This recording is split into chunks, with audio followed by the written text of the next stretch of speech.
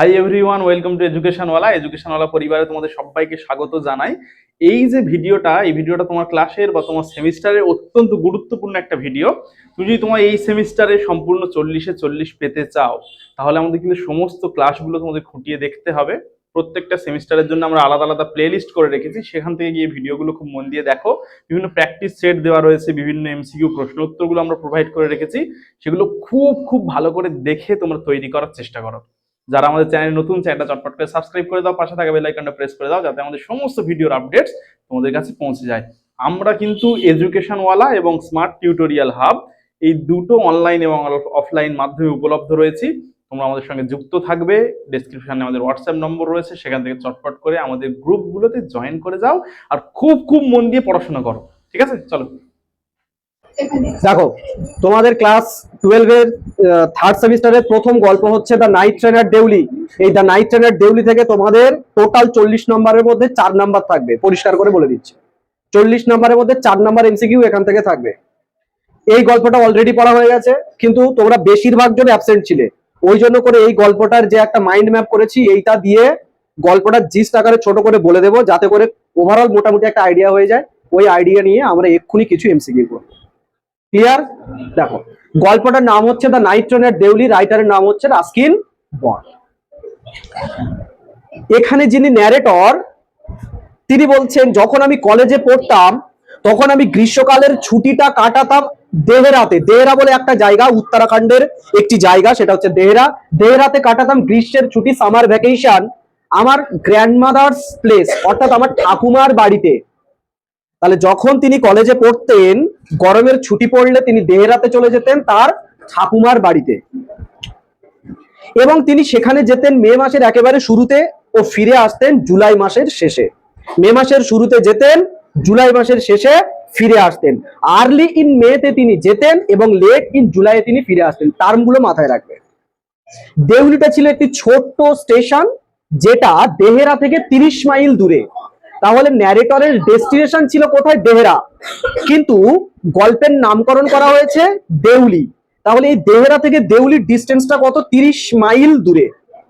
তাহলে যদি দিল্লি থেকে দেহরা যাওয়া হয়, আগে পড়বে দেউলি, তারপরে পড়বে দেহরা। এই দেহরা আর দেউলির মধ্যে ডিস্টেন্স কত? 30 মাইল।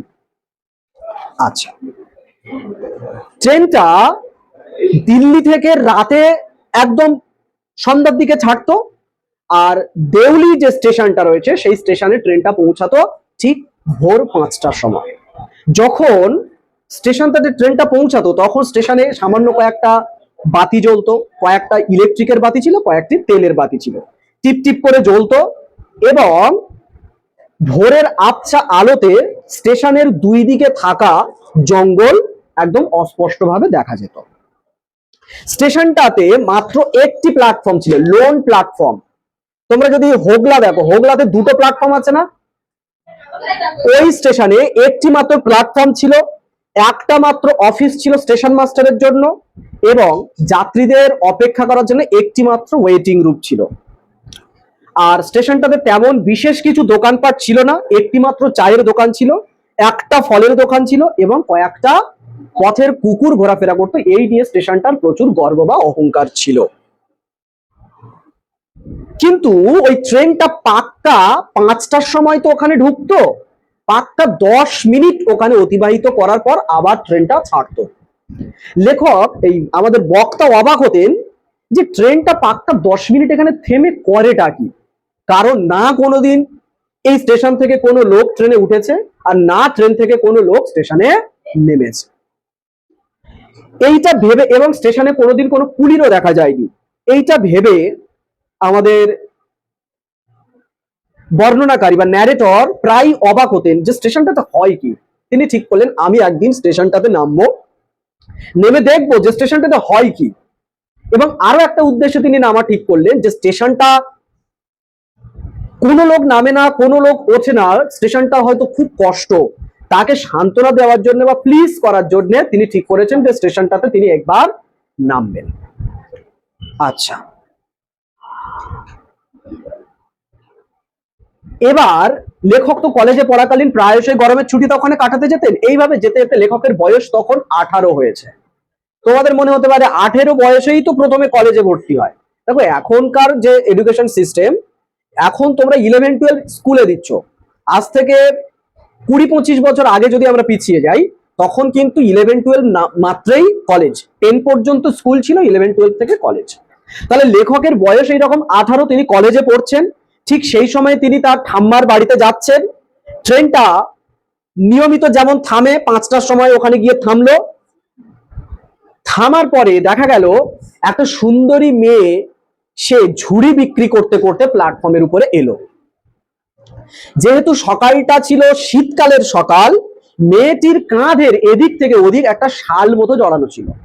মেয়েটির পায়ে কোনো জুতো ছিল না, জামা কাপড়গুলো ছিল ওল্ড বা পুরনো, এবং মেয়েটি দেখতে দরিদ্র বলে মনে হলে কি হবে, তার হাঁটার মধ্যে একটা গ্রেসফুল এবং ডিগনিটি ভাব ছিল, আত্মমর্যাদা, একটা অ্যাটিটিউড তার মধ্যে ছিল। মেয়েটি হাঁটতে হাঁটতে হাঁটতে হাঁটতে আমার ঠিক জানালার পাশে, আমার বলতে ন্যারেটরের জানালার পাশে এলো। মেয়েটা আমার দিকে তাকালো এবং মেয়েটা বুঝতে পারলো যে আমি ওকে দেখছি হাঁ করে। কিন্তু মেয়েটা প্রথমবারে এমন একটা ভান করলো যেন হচ্ছে যেন যেন মনে হলো যে মেয়েটা তাকে দেখতেই পাইনি। কি বললাম, বোঝা গেছে? তারপর মেয়েটা ওখান থেকে চলে যায়। যাওয়ার পরে আমাদের ন্যারেটর, তিনি কোন চুম্বক বলে সিট ছেড়ে দরজার কাছে চলে যায়। লেখক বলছেন আমি বুঝতেই পারছি না যে কিভাবে আমি চলে গেলাম। তারপরে আমি নেমে সোজা চলে গেলাম ওই চা দোকানটার দিকে। মেয়েটাও আমার পিছু পিছু চা দোকানটার দিকে গেল। যাবার পর মেয়েটি ছেলেটার জিজ্ঞাসা করছে, আচ্ছা এখানে একটা একটু মিস করে গেলাম, গিয়ে দেখা গেল চা দোকানে চায়ের মালিক উনি নেই, বোধহয় ট্রেনের কোথাও চা দেওয়াতে ব্যস্ত রয়েছে। গিয়ে দেখলো ছোট্ট একটা উনুনের উপর একটা কেটলি বসানো রয়েছে। তো চা দোকানে কেউ নেই। মেয়েটি ছেলেটি জিজ্ঞাসা করছে, তোমার কি কোনো ঝুড়ি লাগবে? তো ছেলেটি প্রথমবারে বললো, না না আমার কোনো ঝুড়ি টুড়ি লাগবে না। মেয়েটি আবার বলছে, তুমি ঠিক বলছো তো, ভেবে বলছো, তোমার সত্যি কোনো ঝুড়ি লাগবে না? তো ছেলেটি যখন দেখছে মেয়েটি এতবার জোর করছে, বললো ঠিক আছে আমাকে একটা দাও, বলে একদম ঝুড়ির যে শাড়ি পরপর সাজানো ছিল তার থেকে একদম টপ বা উপরে যেটা ছিল, কোনো বাছাবাছি নয়, উপরে যেটা ছিল সেটা নিয়ে নেয় এবং তাকে 1 টাকা হাতে দেয়। কারণ ঝুড়ির দাম ছিল 1 টাকা, হতে পারে 1 টাকার কমও হতে পারে। 1 টাকা মানে তখনকার সময় অনেক। তুমি তোমার এখন দাদুদের জিজ্ঞাসা করবে যে তাদের সময় হয়তো 1 টাকা 2 টাকার তারা পুরো বাজার করতো, ঠিক আছে? তোমার দাদুদের যাদের বয়স মানে এখন 70-80 বছর হয়ে গেছে, জিজ্ঞাসা করবে, হ্যাঁ যদি কারো থাকে, দেখবে 1-5 টাকার বাজার মানে বিশাল বাজার। কি বললাম, বোঝা গেছে? 5 টাকার বাজার মানে ছোটখাটো বলতে পারো যে ছোটখাটো বিয়ের বাজার ওই 50 টাকার মধ্যেই হয়ে যেত। যাই হোক, তো একদম উপর থেকে নিয়ে নিল, 1 টাকা দিল, আর টাকাটা মেয়েটার হাতে দেওয়ার সময় মেয়েটার হাতটা একটু ছোঁয়ার চেষ্টা করলো। একটু মনোভাবাপন্ন লোক তো, একটু ছোঁয়ার চেষ্টা করলো। মেয়েটা কিছু একটা বলতে গেল, কিন্তু সেই মুহূর্তে স্টেশনের যিনি গার্ড থাকে তিনি বাঁশি বাজিয়ে দিয়েছে। এখানে ইনি আমাদের আম্পায়ারের ভূমিকা পালন করছে। আমরা প্রতিবারই দেখবো যখনই ছেলেটার সঙ্গে মেয়েটা কিছু বলতে যায় পেছন থেকে বাঁশি বাজিয়ে দেয়। আসলে এরকম কোনো ব্যাপার না যে 10 মিনিট ট্রেনটা ওখানে থামার কথা, 10 মিনিট অতিক্রম হয়ে যায়, বাঁশি বাজায়, ট্রেনের যারা লোকো পাইলট থাকে তারা বুঝতে পারে, ট্রেন চলতে শুরু করবে। তো মেয়েটি যখন কিছু বলতে যাবে ঠিক তখনই গার্ড পেছন থেকে বাঁশি বাজিয়ে দিল এবং মেয়েটি কিছু বললো, কিন্তু তার এই বলাটা ওই ঘন্টা বেলের আওয়াজে এবং ইঞ্জিনের হিস হিস শব্দ, আমরা যদি অনেক পুরনো ট্রেনগুলো দেখি বাষ্পচালিত ইঞ্জিন হিস হিস শব্দ করে, সেই শব্দে সবকিছু হারিয়ে গেল যে মেয়েটি কি বলল। এবং ন্যারেটরকে একেবারে ছুটে এসে কম্পার্টমেন্টে উঠতে হলো, না হলে ট্রেনটা ছেড়ে যেত। ব্যাস, ট্রেনটা ধীরে ধীরে ধীরে ধীরে প্ল্যাটফর্ম থেকে এগিয়ে চললো। আমাদের ন্যারেটর বলছে, ট্রেনটা চলে গেলেও আমার মন তখনও প্ল্যাটফর্মে পড়ে আছে এবং আমি প্ল্যাটফর্মটা চোখে দেখতে পাচ্ছি না, কিন্তু আমি অন্তর দিয়ে দেখতে পাচ্ছি যে মেয়েটা দিব্যি ওখানে দাঁড়িয়ে আছে এবং আমার দিকে তাকিয়ে হাসছে। এবং যখন প্ল্যাটফর্ম থেকে ট্রেনটা ছেড়ে যাচ্ছে, আমাদের ন্যারেটর বলছে ওর চোখের দিকে আমি তাকিয়েছিলাম যতক্ষণ না আমাদের দুজনের মাঝখানে একটা সিগন্যাল বক্স চলে আসে। প্রত্যেকটাই শব্দ যেগুলো বলছি এগুলো মাথায় রাখবে, এগুলো কিন্তু এমসিকিউ, আর এমসিকিউ এর সাজেশন হয় না, প্রত্যেকটা জায়গায় এগুলোই বলার চেষ্টা করছি। এবার আমাদের লেখক বলছেন যে বাকি যে যাত্রাপথ 30 মাইল, তো এখন দেউলি থেকে দেহরা কতটা পথ? 30 মাইল। 30 মাইল মানে অনেকটা পথ, তুমি ধরতে পারো শিয়ালদা থেকে নিয়ে আর লক্ষ্মীকান্তপুর পর্যন্ত, তাহলে দীর্ঘ পথ। এই পথটা আমরা কি করি সাধারণত? ফোন ঘাটি, লুডো খেলি, গল্প করি, বা যদি পেপার থাকে পেপার পড়ি, অনেকটা। 30 মাইল মানে 1 মাইলে 1.6 কিমি, আর আমাদের এখানকার হোগলা থেকে এর হিসাব হচ্ছে প্রায় ওই 35 থেকে 40 কিলোমিটার, বুঝতে পারছো, শিয়ালদা পর্যন্ত। সেই জন্য আমি ওই পর্যন্ত বলছি। তাহলে এতটা পথ তিনি বলছে আমি আর চোখকে বন্ধ করতে পারিনি। কেন কি, মেয়েটি যতবারই বন্ধ করি আমার চোখের সামনে ভেসে ওঠে। যাই হোক, আমি দেহেরাতে পৌঁছে গেলাম আমার ঠাকুমার বাড়িতে। আস্তে আস্তে মেয়েটির স্মৃতি আমার কাছে খানিকটা ব্লার হয়ে গেল, বা মেয়েটি আমার থেকে অনেকটা দূরে চলে গেল। কারণ কি, ওখানে আরো অনেক আনন্দের জিনিসপত্র ছিল, সেগুলো নিয়ে মেতেছিলাম, ফলে মেয়েটির কথা প্রায় ভুলেই গিয়েছিলাম।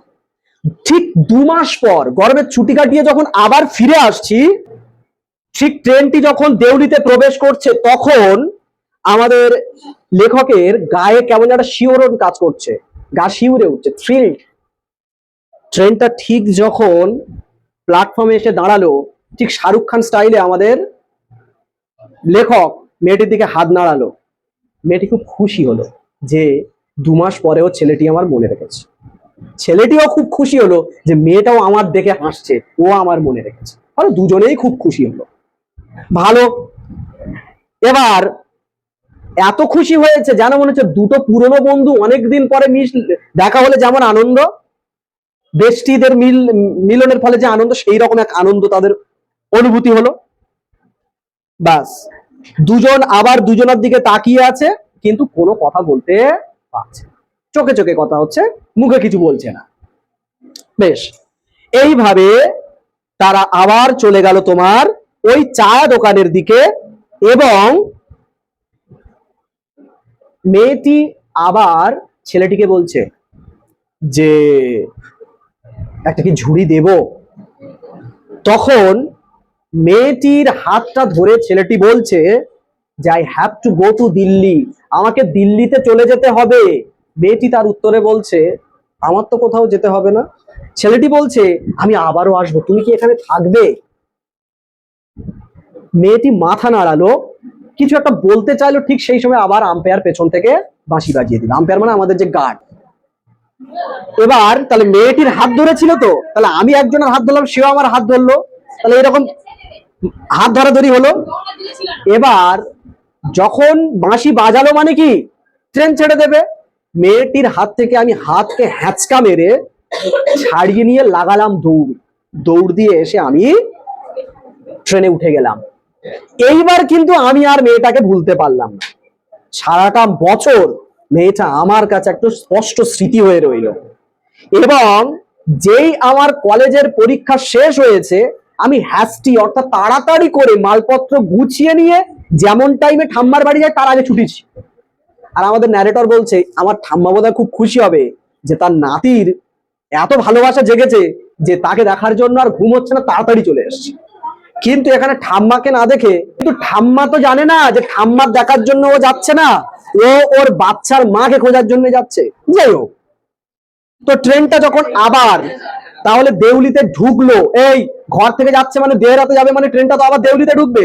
ঠিক দেউলিতে যখন ঢুকলো, গা পা কাঁপছে, এবং আমাদের ন্যারেটর বলছে এইবারে আমি পুরো মন স্থির করে নিয়েছি, যা কটা করে দেবো, না যা কটা বলে দেবো।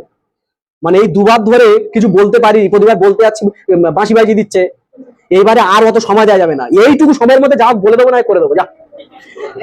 ট্রেন ঢুকলো প্ল্যাটফর্মে, কিন্তু হায়, এদিক ওদিক তাকাচ্ছে, মেয়েটিকে আর খুঁজে পাওয়া গেল না। এইবার আমাদের ন্যারেটর যখন দেখছে যে মেয়েটির খুঁজে পাওয়ার আর কোনো আশঙ্কা নেই, সঙ্গে সঙ্গে তিনি নেমে গিয়ে যে স্টেশন মাস্টার রয়েছে, সেই স্টেশন মাস্টারকে কি জিজ্ঞাসা করছে আপনি কি জানেন ওই যে মেয়েটা এখানে ঝুড়ি বিক্রি করতো, ওই মেয়েটা কি চেনেন? স্টেশন মাস্টার বলছে না আমি চিনি না। তবে আচ্ছা শোনো, মেয়েটাকে চিনি না, তবে তোমার একটা ভালো উপদেশ দিতে পারি, শোনো, যদি ট্রেন মিস না করতে যাও তাহলে এদিক ওদিক ওই চক্করে না পড়ে গিয়ে ট্রেনে উঠে যাও। ও যে ট্রেনে উঠে যাচ্ছে, আর যা কটা করবে সে ঠিক করে রেখেছে, তবু এদিক ওদিক পাইচারি করছে। সে স্টেশনের যে রেলিং মতো দেওয়া থাকে ওই দিক থেকে একটু উঁকি মেরে দেখছে কি আছে, দেখি দেখি ওপারে দেখা যায় কিনা। উঁকি মেরে দেখলো জাস্ট একটা আম গাছ, ম্যাঙ্গো ট্রি, আর একটা dusty road leading to the jungle, একটা মাটির রাস্তা জঙ্গলের দিকে চলে গেছে। এই দুটো জিনিস দেখতে পেল। ঠিক সেই সময় বাজিয়ে দিল বাঁশি, ওখান থেকে দৌড় দিয়ে সে প্ল্যাটফর্মে এলো, আর লাফ দিয়ে কম্পার্টমেন্টে উঠতে হলো, না হলে ট্রেন ছেড়ে যায়। চলে গেল ঠাম্মার বাড়িতে, চলে গেল। সেখানে গিয়ে তার মন ছটফট ছটফট করছে, মন টিকছে না। এমতো অবস্থায় এবার আমাদের এই ন্যারেটর বলছে, তো তাহলে কি বললাম, ন্যারেটর বলছে যে মেয়েটার আমি মাত্র 2বার দেখেছি সেই মেয়েটার জন্য আমার কেন এরকম হচ্ছে, কেমন যেন একটা তার প্রতি দুর্বলতা, কেমন যেন আমার একটা দায়বদ্ধতা কাজ করছি, মেয়েটাকে খুঁজে বের করতে হবে, না পেলে কি হবে, আমি বাঁচতে পারবো না, এরকম একটা ব্যাপার। তো ঠাম্মার ওখানে গিয়েছে ভালো, কিন্তু ঠাম্মার ওখানে যাওয়াতে ঠাম্মা খুশি হয়নি, কারণ সেখানে আমাদের ন্যারেটর 2 সপ্তাহের বেশি সময় কাটায়নি, থাকে মূলত কত মাস, 2 মাস থাকে, এখানে 2 সপ্তাহ বলছে ও ঠাম্মা আমি ঘরে যাবো, আমার ভালো লাগছে না, ঠাম্মা খুশি হয়নি। এইবার আসলেই সে মনে মনে ফোন দিয়ে উঠেছে, ফের তো যাওয়ার পথে ট্রেনটা ওখানে দাঁড়াবে, এবার আমি ভালো করে স্টেশন মাস্টারটা জিজ্ঞাসা করব, ভালো করে জিজ্ঞেস করবো। ট্রেনটা গেল, থামলো, ছুটতে গিয়ে স্টেশন মাস্টারকে গিয়ে জিজ্ঞাসা করছে, কিন্তু হায়, গিয়ে দেখা গেল সেখানে সেই পুরনো স্টেশন মাস্টারটা নেই, তিনি অন্য জায়গায় ট্রান্সফার হয়ে বদলি হয়ে চলে গিয়ে নতুন একজন স্টেশন মাস্টার এসছে, তিনি বদলি হয়ে গিয়েছে 1 সপ্তাহ আগে, আর নতুন স্টেশন মাস্টারটা মেয়েটা সম্পর্কে কিচ্ছু জানে। তাই সে ঠিক করলো না, এবার চা দোকানির সঙ্গে একটু কথা বলি, গিয়ে চা দোকানির কাছে গিয়েছে। চা দোকানিটা একটা বেটে খাটো মানুষ, শ্রিভেল্ড আপ ম্যান, অর্থাৎ তার চামড়াগুলো কুঁচকে গেছে এবং গায়ে গ্রিজি ক্লোথস, অর্থাৎ তেল চিটচিটে জামা কাপড় পরে আছে। ওই লোকটাকে গিয়ে ন্যারেটর জিজ্ঞাসা করছে, আচ্ছা যে মেয়েটা এখানে ওই ঝুড়ি বিক্রি করতো, ওই মেয়েটাকে কি চেনেন? চা দোকানি বলছে, হ্যাঁ এরকম তো মেয়েটাকে একটা চিনতাম, কিন্তু বেশ কয়েকদিন হলো সে আর আসছে না। তো ন্যারেটর বলছে, কেন আসছে না আপনি কি জানেন? বললো, না আমি কি করে জানবো, সে আমার কে হয়, আমি কেনই বা জানবো। ব্যাস, এইবার আবারও সেই টাইম পার হয়ে গেছে, লাগাতে হলো দৌড়, ট্রেনে চলে এলো। ন্যারেটর এবার নিজের মনকে বোঝাচ্ছে, কারণ মন মানে না আর যে মেয়েটাকে আর কি খুঁজে পাবো না, নিজের মনকে বোঝাচ্ছে, দেখ আর কয়েকটা পরীক্ষা আছে, তুই ভাই পরীক্ষা কটা দিয়ে দে, একদিন পাক্কা এখানে আসবো, আর ঠাম্মার বাড়িতে যাবো না, এখানে চারদিকে একদম তছনছ করে খুঁজবো, খুঁজে বের করবো। তো মন বুঝে গেছে, ঠিক আছে বাবা, যেহেতু পরে এসে খুঁজবে বলেছে যখন, চলো, মন বুঝে ঘরে চলে গেছে। এইবার লেখক বলছে, ওই মেয়েটা কিসের দ্বারা আমার মন চুরি করেছে? মেয়েটার এক প্রকার হচ্ছে তোমার ঘন কালো ইমপেশেন্ট আইস, একটা ঘন কালো আকর্ষণীয় চোখের দৃষ্টিতে লেখকের মন চুরি হয়ে গেছে, যার কারণে লেখক চাইছে যে ওই মেয়েটাকে উদ্ধার করার জন্য বা খোঁজার জন্য। পরীক্ষা শেষ হয়ে গেল, যথারীতি আবার ঠাম্মার বাড়িতে আসার তোড়জোড়, ট্রেনটা দেউলি স্টেশনে থামলো, কিন্তু এবার তো নামার পালা, নেমে তো খোঁজার কথা। ন্যারেটর বলছে, না, খুঁজে লাভ নেই, কারণ সেই খোঁজা গরু খোঁজার মতো খুঁজবো, সে যে হয়তো পাবো না। যদি এটা কোনো সিনেমা হতো বা কল্প কাহিনী হতো, তাহলে বাবা সিনেমার শেষে দেখা যায় যত তোমার প্রতিকূলতা থাকুক না কেন, শেষমেশ নায়ক নায়িকাকে পাবে, একটা হ্যাপি এন্ডিং হবে। এটা তো কোনো সিনেমা নয়, আমি হয়তো তাকে খুঁজে বের করতে পারবো না। আর যদি মেয়েটির আসল পরিচয় আমি জানি, তাহলে হয়তো তার প্রতি আমার ভালোবাসা কমে যাবে। হতে পারে মেয়েটির বিয়ে হয়ে গেছে, অথবা মেয়েটি কোনো এই স্টেশনের আশেপাশে এখন থাকে না, অথবা মেয়েটি ওর অসুখ হয়েছে, ফলে মেয়েটা আমার কল্পনাতে থাক, মেয়েটি আমার অন্তরে থাক, এই বলে সে ঠিক করলো মেয়েটি যেমন আমার কাছে অপ্রাপ্য রয়েছে তেমন অপ্রাপ্য অবস্থায় থাক। এই বলে তিনি ওখানে কোনোদিনই নামেননি, বরং যত বেশিবার পেরেছেন ওখান থেকে ট্রেনে করে গিয়েছেন বা এসেছেন, কোনোবারই তাকে দেখতে পাই। ঠিক আছে, তাহলে তার প্রেম কাহিনী আধুরা থেকে গেছে, অপূর্ণ থেকে গেছে, হ্যাঁ, দেখা আর পাইনি, গল্প শেষ। এইবার কোন মাথা মুন্ডু কি, শেষমেশ লেখক মেয়েটির প্রেমে পড়েছিল, আমরা এটা জানি না যে মেয়েটি লেখকের প্রেমে পড়েছে কি না, এবং মেয়েটি কোথায় গেল, কি হলো, এই পর্যন্ত গল্পটা শেষ। এটা একটা ছোট গল্প। এরপরে কি হলো, এটাই হচ্ছে আমাদের, যেমন মেয়েটির খুঁজে পাওয়ার বাসনা ন্যারেটরের খুব ছিল, আর গল্পের শেষ কি হলো তার বাসনা আমাদের মধ্যে থেকে গেল। এটাই ছোট গল্পের বৈশিষ্ট্য। এইবার দেখো, এইটা তোমাদের কিসে কাজে লাগবে ভালো করে দেখে নাও, মাইন্ড ম্যাপটা এবার দেখে নাও। দেখো, ন্যারেটর ইন কলেজ, যদি প্রশ্ন পড়ে ন্যারেটর কোথায় পড়তো, অবশ্যই করে কলেজে পড়তো। তারপর বলেছে দেখো, spends summer vacation in Dehra at his grandmother's house, তাহলে যদি প্রশ্ন আসে কোন ছুটি কাটাতো, গ্রীষ্মের ছুটি, কোথায় কাটাতো, ঠাকুমার বাড়িতে, তাহলে এর মধ্যে পেয়ে যাচ্ছি ঠাকুমার বাড়িতে দেহেরাতে, দেহেরা। তারপর দেখো এইবারে যেটা রয়েছে, train stops at Deoli station, কোথায় ট্রেনটি থামতো, দেউলি স্টেশনে। তারপরে দেখো দেউলিটা কেমন স্টেশন বর্ণনা করা আছে, স্মল লোনলি স্টেশন, কতক্ষণ থামতো, এই কতটা ডিস্টেন্স ছিল, 30 মাইলস। আচ্ছা, তারপরে আরেকটা পয়েন্ট যেটা আমি তখন বলতে পারিনি, marking beginning of Terai jungles, আর এই দেউলি থেকে শুরু হতো ভারতীয় তরাই অঞ্চল, এটা মাথায় রাখবে। তারপর দেখো ট্রাভেলস বাই ট্রেন, কিসে করে যেত, ট্রেনে করে যেত। Leaves the plains in May, returns in July, যেত মে মাসে, ফিরে আসতো জুলাই মাসে, এটা একটা এমসিকিউ। তারপরে এইদিকে যেটা দেখো, আর্লি মর্নিং সিন্স 5 AM, তাহলে কখন থামতো, 5টার সময়। এইবার দেখো স্টেশনটা 5টার সময় কেমন দৃশ্য থাকতো, দেখো ডিম লাইটস অ্যান্ড মিস্টি জাঙ্গল, মৃদু আলো, ঝাপসা আলো থাকতো, আর কুয়াশাচ্ছন্ন জঙ্গলকে দেখা যেত, দেখো ওখানে হালকা হালকা সেটা বোঝা যাচ্ছে। Jungle visible in faint dawn light, জঙ্গলকে দেখা যেত ভোরের আবছা আলোতে। তারপর দেখো যেটা বলছে early morning since 5 AM, one lonely platform, কটা প্ল্যাটফর্ম ছিল, একটাই প্ল্যাটফর্ম ছিল। টি স্টল, একটা চায়ের দোকান ছিল। ফ্রুট ভেন্ডর, একটা ফলের দোকান ছিল। স্টেশন মাস্টার্স অফিস, স্টেশন মাস্টারের জন্য একটা অফিস ছিল। আচ্ছা, তারপর রয়েছে কি ওয়েটিং রুম, যাত্রীদের জন্য একটা প্রতীক্ষালয় ছিল। ফিউ স্ট্রে ডগস, কয়েকটা পথের কুকুর ছিল। তাহলে এই যে পার্টিকুলার এই খোপটা যদি পড়ি, তাহলে স্টেশনে কি কি ছিল বুঝে গেলাম আমরা। তারপর দেখো এদিকে যেটা রয়েছে, ট্রেন স্টপস অনলি 10 মিনিটস, ট্রেনটি সেখানে কতক্ষণ থামতো, মাত্র 10 মিনিট, এটা একটা এমসিকিউ হতে পারে। তারপর দেখো no passengers get in or out, কোনো প্যাসেঞ্জার নামতো না, কোনো প্যাসেঞ্জার উঠতো না। Narrator wonders about quiet station, narrator এই শান্ত স্টেশনটা নিয়ে হতবাক হতো।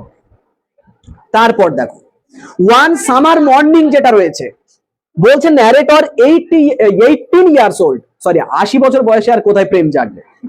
তাহলে 18 বছর বয়স ন্যারেটর যখন মেয়েটিকে দেখতে পেল প্রথম, মেয়েটির বয়স, ছেলেটির বয়স কত ছিল, 18। Notices a poor girl selling কেন বাস্কেটস, এটা আমি তখন বলতে ভুলে গেছি, মেয়েটি ঝুড়ি বিক্রি করছিল, কিন্তু ঝুড়িগুলো কিসের তৈরি, কেন বা বেতের তৈরি।